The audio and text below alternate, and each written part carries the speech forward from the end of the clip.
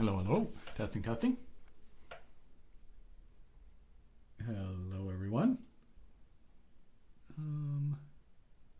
Let's see. Hi. Is this thing on? Can you hear me? How's the volume level at the moment?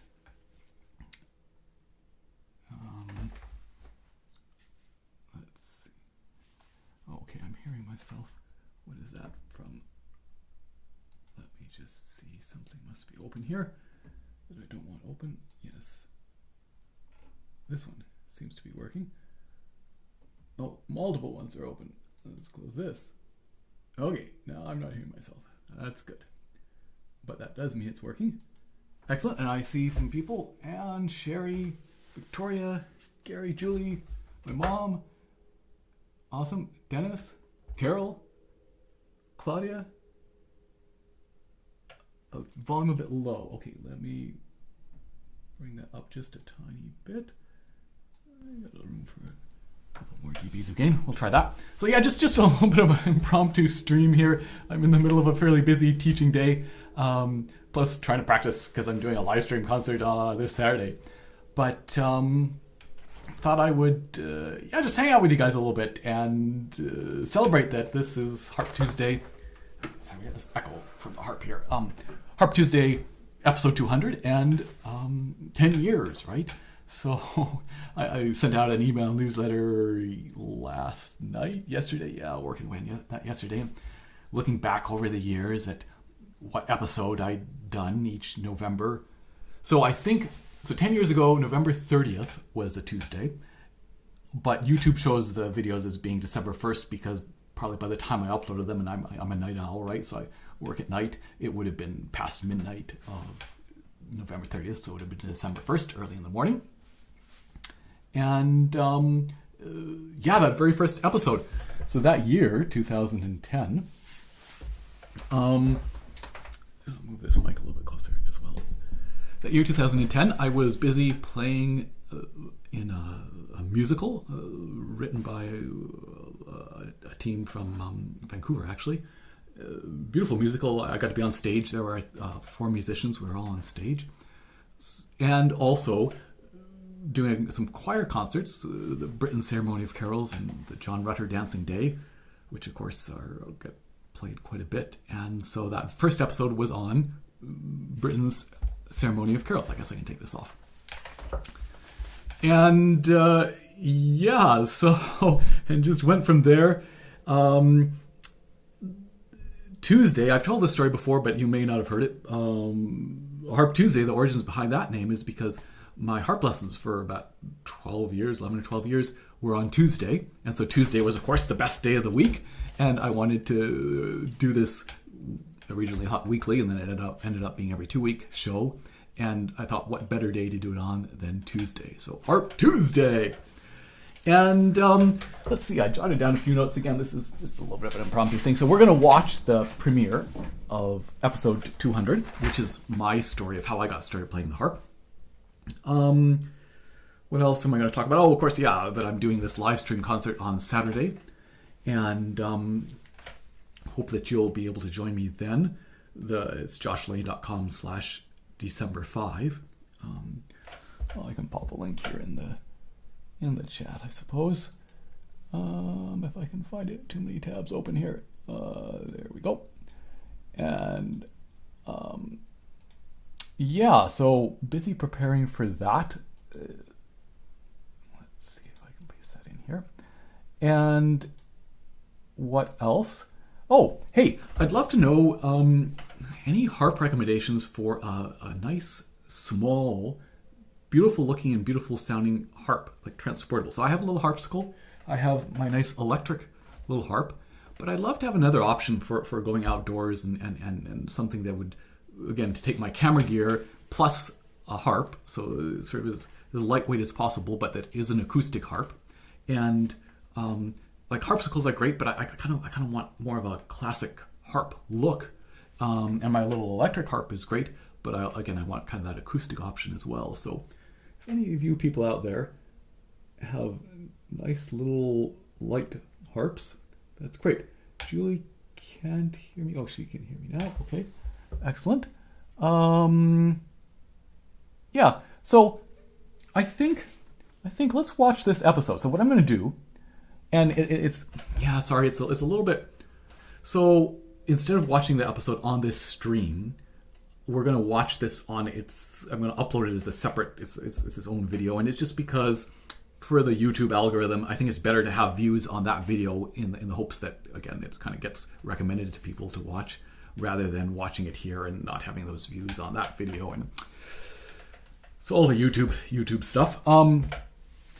So Dusty Strings, yeah, but the 26 Ravennas are great, but they're maybe just a little bit heavier and bigger than I would like. Jeff Lewis Jesse, thanks Carol. I will check those out.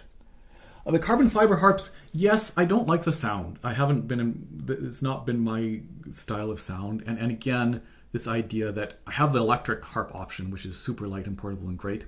But if I want an acoustic option, I kind of want more of a traditional wood acoustic sound. But they are obviously, like some of the carbon fiber harps are fantastic sort of travel and super light harps. So anyway, so we're gonna watch this. So what I'm gonna do, I have this queued up somewhere on one of these millions of tabs. Here it is. Public, set as an instant premiere.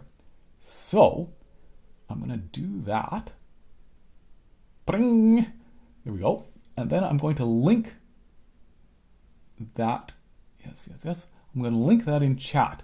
So what you're going to have to do is you're going to have to follow that link. Sorry. And where did my chat go? Follow that link, and we're going to watch it together. The Nightingale. Okay. Paste. Sorry, I don't have access to a keyboard very easily. So you're going to go to that link, and hopefully, let me open that in a new tab and just check that out. Hopefully, something went wrong. Why is that? Oh, something went wrong. Okay, well, that's not good. Let's see what's happening.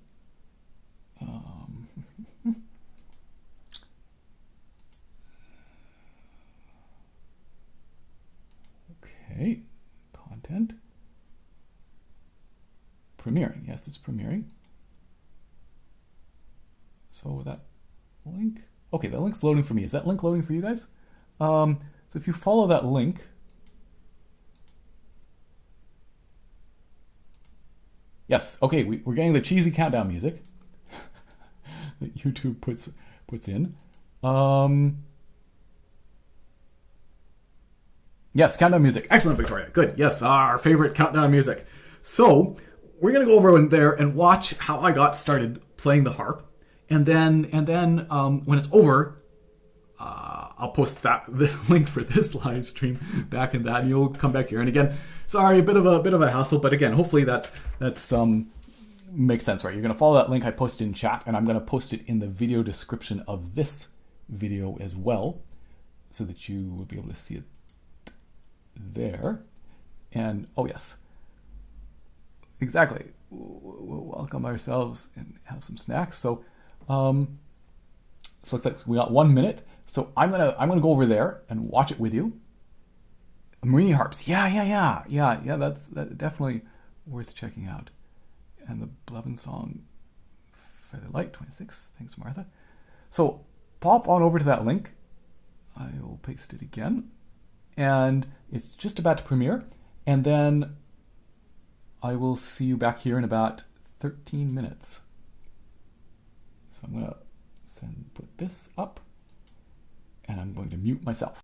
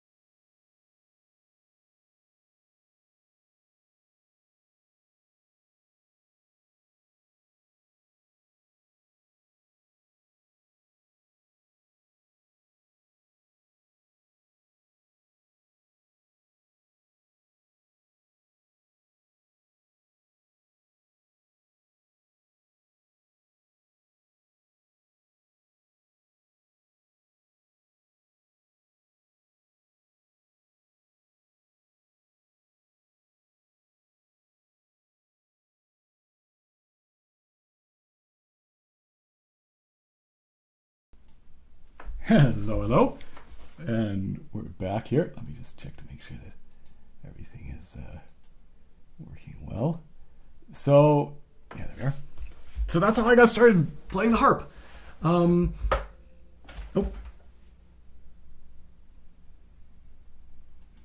Why am I hearing something? I see. Okay. What's your story? Like, I think it's always an interesting question. Like, what got you started?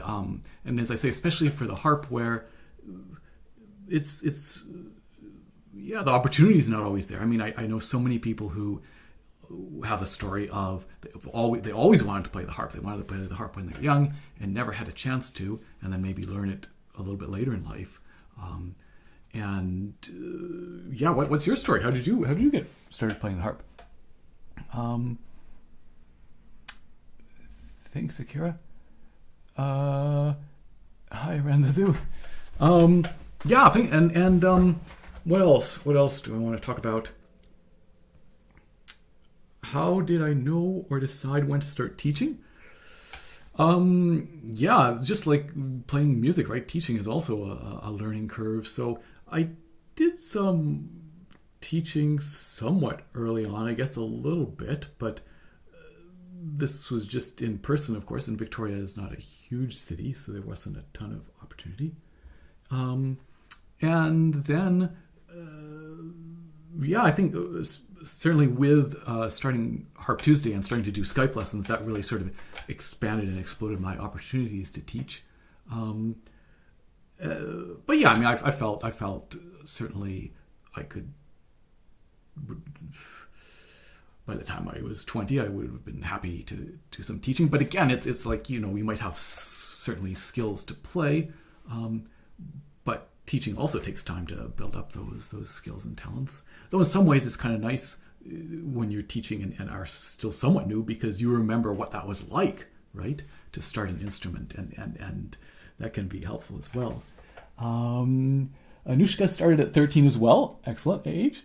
Jane says, I got Jane started with her Kamek Excalibur and she loves it. Awesome, Jane. Hey, that's so cool. Shadowstar 32 and just took the harp up. It's an intimidating instrument. I feel like there's a lot of pressure to play well. Yes, I've always wanted to play. About 3 months in on lessons. Yeah, I mean, I don't know. I think it's also all relative, right? There's always, again, one of the things to keep in mind is what we see all the time, like on YouTube, for example. We see the sort of the top echelon, and again, not even professionals, just people posting. Like if somebody posts something on YouTube, chances are they're in the, I don't know, like the 10 or 20 top 10 or 20% or whatever think of all the people who play the harp, right? So many people in the world, even though certainly nowhere near the same number as piano or violin. And so just partly to maybe not put extra pressure on yourself, right? That there are lots of people in the same boat as you are, whatever level you're at. But I think also the harp can be a great instrument to start with because it's in tune, right? You don't have to worry about finding the note like you do on the violin, and it sounds beautiful that way. Martha says, it seems you have to have real confidence in what you know in terms of teaching. Well, yes. I mean, yes and no. I mean, I think, I mean, that's certainly where with classical music, there tends to be this path that everyone goes down so that one does tend to feel somewhat confident, I guess, in terms of knowing the things. But I think as well, sometimes certainly with a harp, right, that now, especially with COVID, but now there's opportunities to work with people all over the world through Skype or Zoom or whatever. But in the past, it would often be maybe somebody's taken a few lessons, but they know more than anybody else in the city, and so they just try and teach because they're the best person to teach. Opportunity. Sherry said, you're also an accomplished pianist, as I recall. Not really. So, as I mentioned, we ended up getting a piano, but I never took any lessons until I was in my 30s, I guess. So I traded lessons with a pianist in New York. I was teaching her harp, and so I took some piano lessons from her and got to the point where I actually gave a public performance of a Schubert Impromptu. But I have to get back to that. I haven't been playing much piano, so I have some skills just mainly from what transfers over from the harp. But I'd love to work on that some more at some point and get really good at that. Let's see. Somebody, Thomas, says that they were lucky enough to have a friend gift me their harpsichord harp a couple of years ago, learning how to play for my videos. Awesome. Yeah, that's great, right? And certainly now more than ever, there are lots more in general in the world, there are lots more affordable harps or accessible harps or just more harps in general. Because at one point, like if you think about 100 years ago, for the most part, harps would have been pedal harps at that point. There wasn't the huge number of smaller, like lever and folk harps being made that there are now. And so, yeah, I think this is a great time to get into playing the harp. So many opportunities. Thanks, Victoria. A wonderful teacher. Sherry, thank you. And Christina said she bought a harp in her mid-20s and began because my videos gave her the courage to start learning. Awesome. That's fantastic. That's so cool. Again, like 10 years. I was just talking to a harpist who said, yeah, she started playing 10 years ago, right? And maybe for the over those 10 years, people who have seen some of my videos and had that inspire them to get started. And Gary Moore started at 14 in Detroit, and ended up going to Juilliard and studying with Marcel Grangeny and Lucille Lawrence. Fantastic, Gary. That's so awesome. Did you start with a harp, or did you already play piano? Thank you for hello from Australia. Hello. And was a professional violinist, and now my love of the harp. Exactly. A French horn player. Yes, harp secret love. Exactly. Again, so many people who maybe the harp has always been. Again, it's such an intriguing instrument, such a unique and sort of cool instrument, and because it's so uncommon, I think again it has that sort of mystique to it that can be attractive. And I mean, the sound, right? Sound is so fantastic. Anything else? Let me just scroll up in chat. So, played piano from the age of 5. Fantastic. Yeah, I think a lot of stuff, a lot of that transfers over to some extent. And very tired. Ended up becoming an artist. Yeah.